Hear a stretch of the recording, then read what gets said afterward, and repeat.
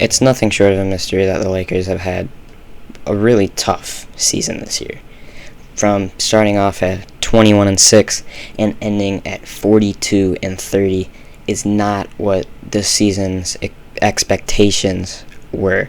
They were supposed to be back-to-back champs, but they've ended at a 7th seed first-round exit. The reasoning for this is a couple of players, a few injuries, and just bad coaching overall. And that's what we're going to talk about today. Starting off with Dennis Schroeder. He has no plans to re-sign with the Lakers this offseason, and he has even taken Lakers point guard out of his Instagram bio. He was also probably the most inconsistent point guard LeBron has ever played with in his entire career of 18 years. Andre Drummond, he's another one of those players, very inconsistent. He's Rudy Gobert without the length or the defense, so that doesn't really help his case. He doesn't play like he used to last year, where he averaged 20 and 20. He can have 20 and 20 now, but we lose by 40 because he's taken 80 shots and only made 15 of them. So it doesn't matter. Andre Drummond is not the best center the Lakers can have. Who I'd put in front of him is Montrezl Harrell. A good 2 inches shorter, longer wingspan, better defender, better interior player overall. Hasn't been as inconsistent as Andre Drummond.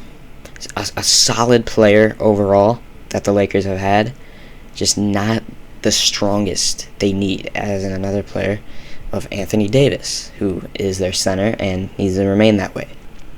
Very injury prone. Very, very, very injury prone.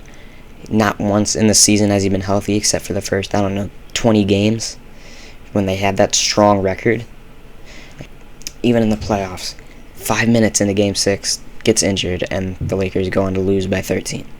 And then there's Marc Gasol, the inconsistent center, the washed center, whatever you want to call him.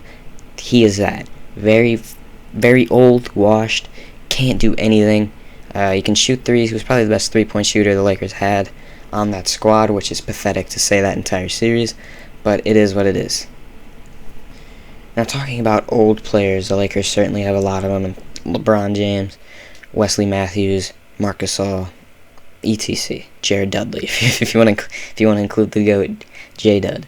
LeBron isn't the same. He's not going to be the same.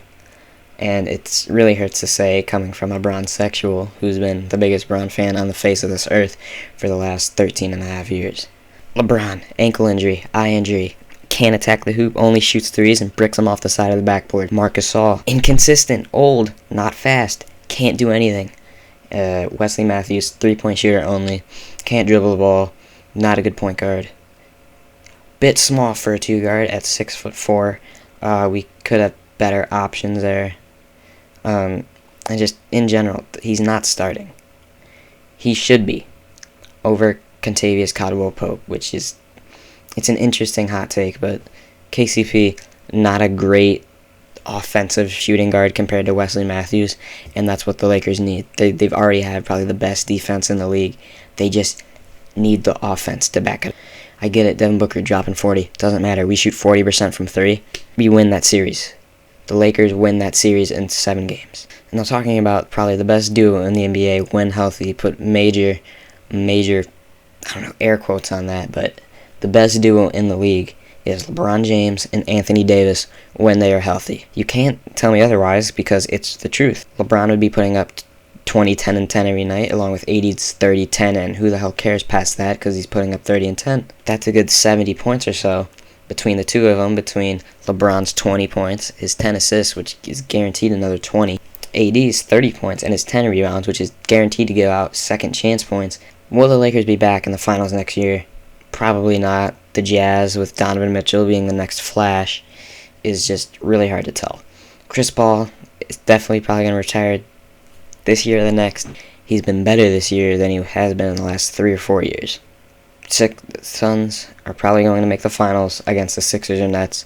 Sixers, Suns in the finals. We're going to see how that pans out. The Sixers are probably going to win. The Jazz, as of right now, seem pretty unstoppable.